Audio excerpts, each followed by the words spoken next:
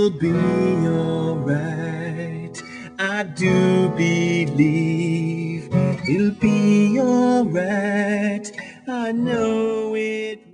I'm still deciding what I want to do, but my goal is to pursue business and economics. I might start a business here locally in the States. I'd like to do something with the internet maybe.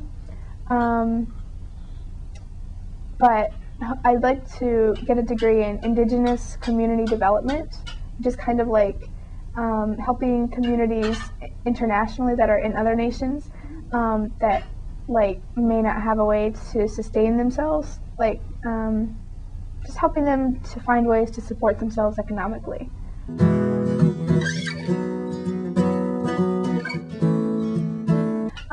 I guess my family has always been internationally exposed, at least I have, and I took a trip to Peru in summer 2006. I was just shocked at how little it takes to support people there, just because our economy here is so high, you know, and for them it's like, you know, $5 a day is pretty good income. So I'm thinking, well, as Americans, you know, we should be able to help them on $5 a day, help them find something that they can support themselves with. And as a Christian, I would hope to be able to tie that with the church so that it's not a handout, but that the church can help them grow, and at the same time they'll be drawn into the church, so that it's sort of like missions combined with economics.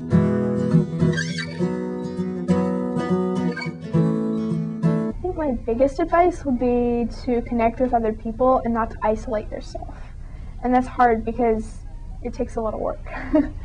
But then also I think it would be to set goals, just because you can be like, oh, I'm just floating along, and you can kind of forget that, well, you know, if you want to go somewhere, then you have to, you know, have goals, and you have to be like, well, I need this many credits, I need that many credits for English and chemistry or something.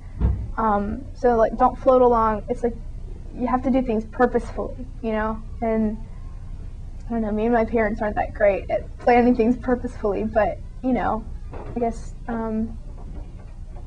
look for a goal and do things like with a purpose. I guess purposefully.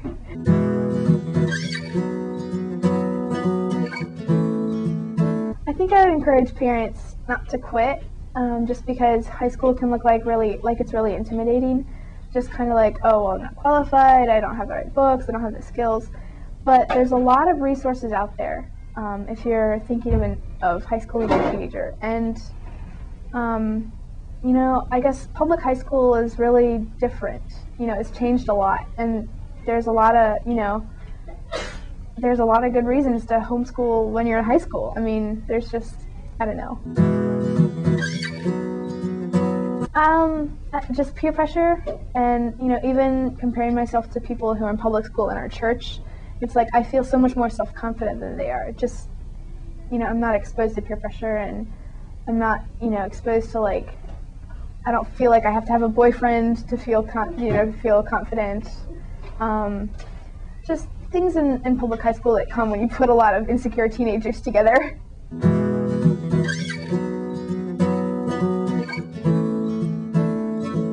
My mom says that if you grew up in a homeschool family, you either love kids or you hate kids.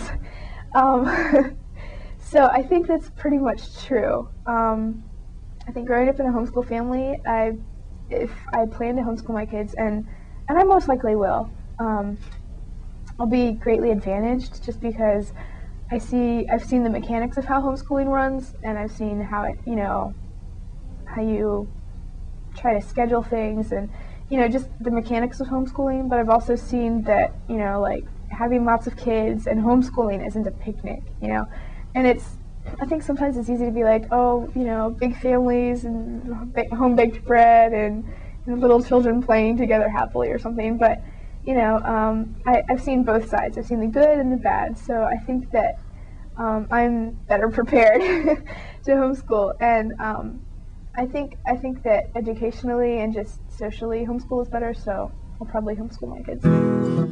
Live each day like it's your last.